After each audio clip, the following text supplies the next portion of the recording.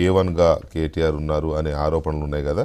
దాంట్లో విచారణకు హాజరై విచారణ 7 గంటల పాటు విచారణ జరిగిన తర్వాత బయటకు వచ్చి ఆయన ఎప్పటిలాగానే ముఖ్యమంత్రి మీద, తర్వాత ఏసీబీ మీద, పోలీసుల మీద విరుచుకుపడ్డారు. దర్యాప్తు సంస్థలకు సహకరిస్తాము, మాకు నమ్మకం ఉంది న్యాయ వ్యవస్థ మీద అని మాట్లాడారు. మాట్లాడుతూ కొన్ని కామెంట్స్ చేశారు. కాకపోతే ఇక్కడ కొన్ని ఆశ్చర్యకరమైన ఇదేంటంటే, ఆయన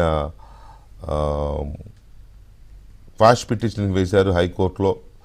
అక్కడ నిరాశ ఎదురైతే మళ్ళీ సుప్రీంకి వెళ్ళారు, అక్కడ కూడా క్వాష్ పిటిషన్ వేశారు, అక్కడ నిరాశ ఎదురైంది. కానీ యాంటిసిపేటరీ బెయిల్కి మాత్రం వేయలేదు. అంటే యాంటిసిపేటరీ ఒకవైపు ఏమో అరెస్ట్ చేస్తారనే చర్చ జరుగుతుంది, ఎందుకంటే ఈడీ ఉంది, ఏసీబీ ఉంది, ముందు ఈడీ వెనక ఏసీబీ అన్నట్టుగా నడుస్తోంది. సో ఈ పరిస్థితుల్లో ఆయన యాంటిసిపేటరీ కోసం ఎందుకు ట్రై చేయడం లేదు అనేది కాస్త ఆసక్తికరమైన ప్రశ్నగా ఉంది. రెండవది, ఆయన చేస్తున్న కామెంట్స్ కొంత విచిత్రంగా ఉన్నాయి. అసెంబ్లీ సమావేశాలు జరుగుతున్నప్పుడేమో ఈ కేసు విషయం అసెంబ్లీలో చర్చిద్దాము అంటారు. అంటే అసెంబ్లీలో చర్చించే కేసులు కాదు కదా ఇవి, కోర్టులో తేల్చుకోవాల్సిన కోర్టులో తేల్చాలి, చట్టం తేల్చాలి. ఆల్రెడీ కేసు అయింది, ఎఫ్ఐఆర్ అయిందని అసెంబ్లీలో ఎలా చర్చిస్తారు అనేది ఆ రోజు వచ్చిన ఒక విమర్శ. మరి ఎందుకు ఆ రోజు అలా తీసుకున్నారు. రెండవది, ఇవాళ జడ్జి ముందు కూర్చుందాం, నీ మీద ఏసీబీ కేసు ఉంది, నా మీద ఏసీబీ కేసు ఉంది, ఇద్దరం ఎవరన్నా ఒక జడ్జి ముందు కూర్చొని మాట్లాడుకుందాం. జడ్జి ముందు కూర్చొని భార్యాభర్తల పంచాయతీలు కాదు కదా, పెద్ద మనుషులు తేల్చడానికి. మరి అలాంటిది ఎందుకు వచ్చిందో నాకు అర్థం కాలేదు. అఫ్కోర్స్ వారికి ఉన్న అడ్వైజ్ ఏంటో, వారు ఎందుకు అలా అన్నారో కేటీఆర్ గారు వారికి తెలియాలి. మూడవది, కొంచెం ముందుకెళ్ళి దేనికైనా సిద్ధము, లై డిటెక్టర్ పరీక్షలకైనా సిద్ధము, నువ్వు చేయించుకుంటావా, ఇట్లాంటి సవాళ్ళు కూడా చేశారు కేటీఆర్ గారు. వీటి వల్ల కేసు తేలిపోతుందా, లేకపోతే వీటి వల్ల పరిష్కారం వస్తుందా అనేది ఒకటైతే, ఇంకొకటి చాలా కీలకమైన ప్రశ్న ఆయన లేవనెత్తింది. ఇవాళ ఏదో పత్రికలో చూశాను నేను, మరి ఏ పత్రిక నాకు ఐడియా లేదు.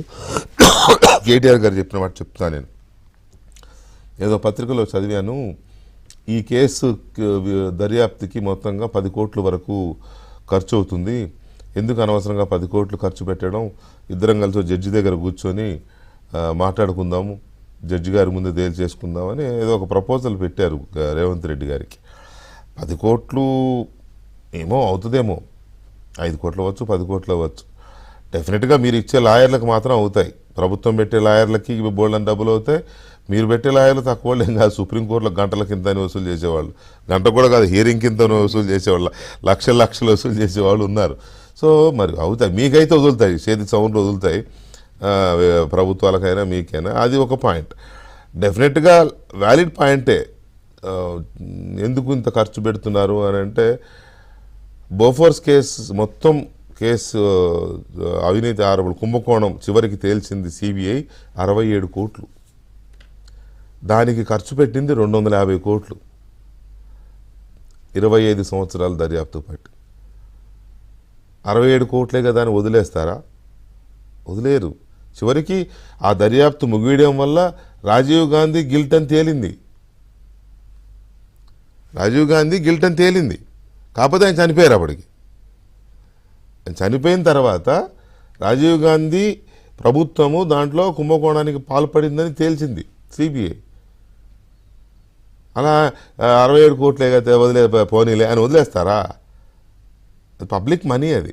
సో అందువల్ల ఇలాంటి ప్రపోజల్స్, మరి కేటీఆర్ గారికి ఎవరు సలహాలు ఇవ్వవసరం లేదు, చాలా మంచి ఆరేటర్, వెల్ ఎడ్యుకేటెడ్, ఆయనకి సలహాలు ఇవ్వవసరం లేదు. మరి ఆయన సొంత ఆలోచన లీగల్ టీమ్స్ ఇస్తున్నారు, మనకు తెలియదు. బట్ విచ్ ఈజ్ కొంచెం ఎందుకో రీజనబుల్గా లేవనే ఒక ఇది ఉంది, కాబట్టి ఇవి చర్చించాల్సి